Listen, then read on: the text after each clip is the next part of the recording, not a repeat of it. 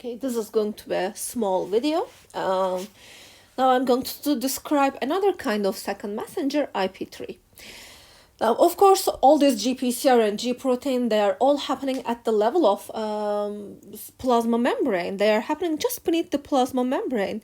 And in this case, it requires a phospholipid. A phospholipid is this, a molecule, which is a amphipathic molecule of the lipid bilayer.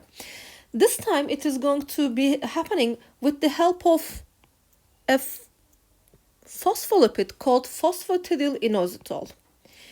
It exists only in the cytosolic leaflet, never in the extracellular site, because this signaling pathway doesn't work with the extracellular environment.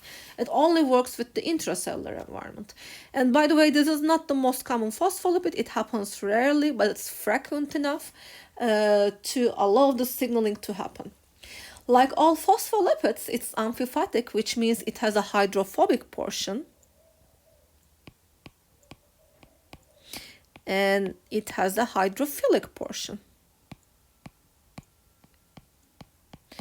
What happens is that when the signal comes, this time, this phospholipid is cleaved into two.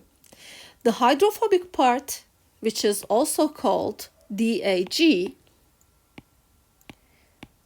stays in the membrane, and the hydrophilic part, which is also called IP3, is diffused into the cytosol just like cyclic AMP. Now, let's see what's happening.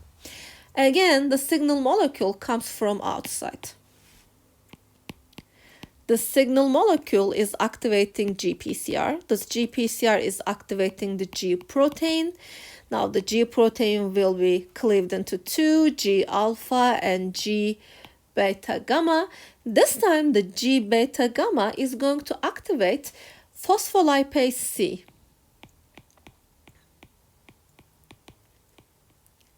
Okay, as you also understand from the name, it's ACE, it's an enzyme, and it is the enzyme that cuts the phospholipids. This phospholipase C is going to have two products. As in the first case, it is going to get this phosphatidylinositol and break it into two, DAG and IP3. And they are actually both second messengers. The DAG, which is the acylglycerol, will stay membrane attached. And while it is attached to the membrane, it is going to float in the membrane. You know the membrane is fluid and they can move. And while it is going around, it is going to activate another protein kinase called protein kinase C. Okay, the names are not really creative. And the second portion is IP3. This is IP3. It's actually a phosphorylated sugar, 3-phosphorylated sugar. And this 3-phosphorylated sugar will go bind to the calcium channels. Okay, and we all know that calcium is a strong signal, and we all know that there is no calcium in the cytosol because they are all pumped out to the extracellular environment, or they are all taken inside the smooth ER, kind of ER. So the concentration is kind of zero in the cytosol and very high here. So just like the ion channels that we have seen in neurobiology, when the IP3 binds here, this channel opens and the calcium moves to the cytosol. So the calcium concentration inside the cell increase.